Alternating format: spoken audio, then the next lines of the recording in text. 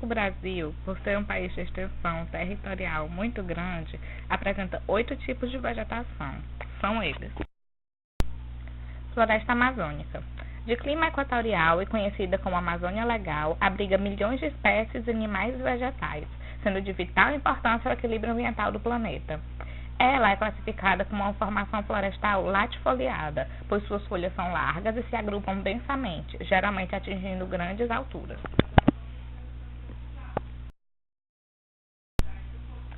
Mata Atlântica.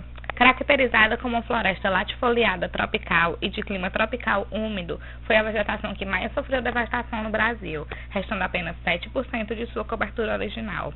Era uma vegetação que se estendia do Rio Grande do Norte ao Rio Grande do Sul, mas que foi intensamente degradada pelos portugueses para a extração de madeira e plantio de cana-de-açúcar. Cerrado. Típica do Planalto Central brasileiro e de clima tropical semiúmido, é a segunda maior formação vegetal do Brasil.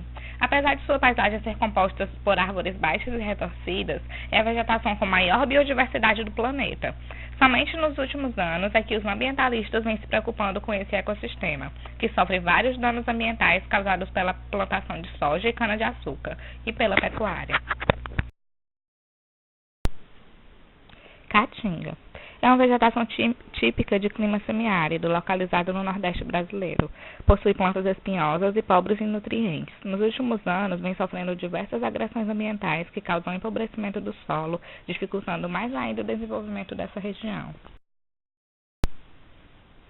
Pantanal. Localizada no Mato Grosso e Mato Grosso do Sul, é considerada uma vegetação de transição. Isto é, uma forma vegetal heterogênea composta por diferentes ecossistemas.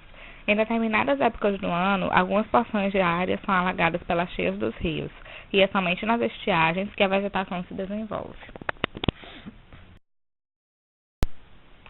Campos sulinos. Também conhecidos como pampas e característicos de clima subtropical, apresentam vegetação rasteira, com a predominância de capins e gramíneas.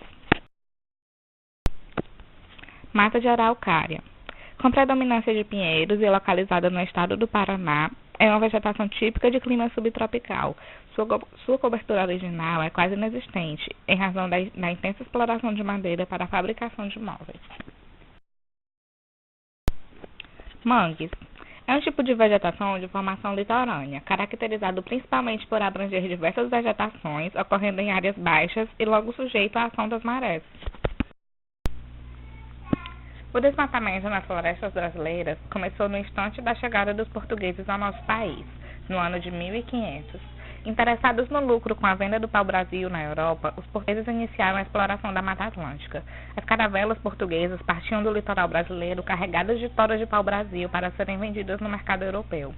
Enquanto a madeira era utilizada para a confecção de móveis e instrumentos musicais, a seiva avermelhada do pau-brasil era usada para tingir tecidos. Desde então, o desmatamento em nosso país foi uma constante. Depois da Mata Atlântica, foi a vez da floresta amazônica sofrer as consequências da derrubada ilegal de árvores. Um relatório divulgado pela WWF no ano de 2000 apontou que o desmatamento na Amazônia já atinge 13% da cobertura original. O caso da Mata Atlântica é ainda mais trágico, pois apenas 9% da mata sobrevive à cobertura original de 1500. Embora os casos da floresta amazônica e da Mata Atlântica sejam os mais problemáticos, o desmatamento ocorre nos 4 cantos do país. Além da derrubada predatória para fins econômicos, outras formas de atuação do ser humano têm provocado o desmatamento. A derrubada de matas tem ocorrido também nas chamadas frentes agrícolas. Para aumentar a quantidade de áreas para a agricultura, muitos fazendeiros derrubam quilômetros de árvores para o plantio. Pode não parecer, mas o Código Florestal tem a ver com a qualidade de vida de todos os brasileiros. Desde 1934, quando surgiu, o Código parte do pressuposto de que a conservação das florestas e dos outros ecossistemas naturais interessa a toda a sociedade. Afinal, são elas que garantem para nós todos serviços ambientais básicos, que sustentam a vida e a economia de todo o país. Além de tudo isso, é a única lei nacional que veta a ocupação urbana ou agrícola de áreas de risco sujeitas, por exemplo, a inundações e deslizamento de terra.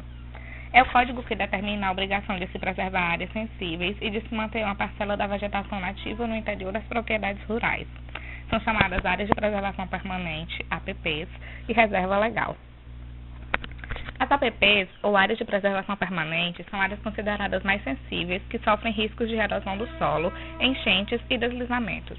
A retirada da vegetação nativa nessas áreas só pode ser autorizada em casos de obras de utilidade pública, de interesse social ou para atividades eventuais de baixo impacto ambiental.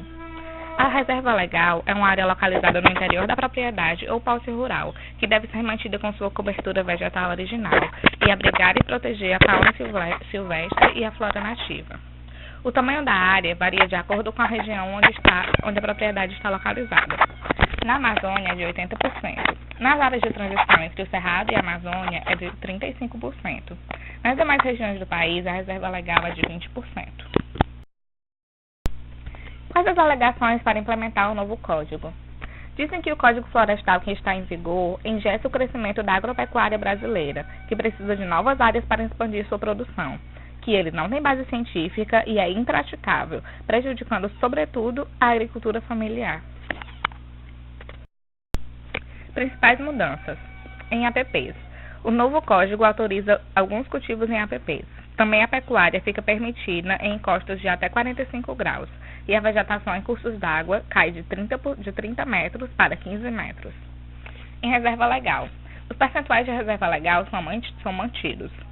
80% para a Amazônia, 20% para o Cerrado e demais biomas e 35% para a transição entre o Cerrado e a Amazônia.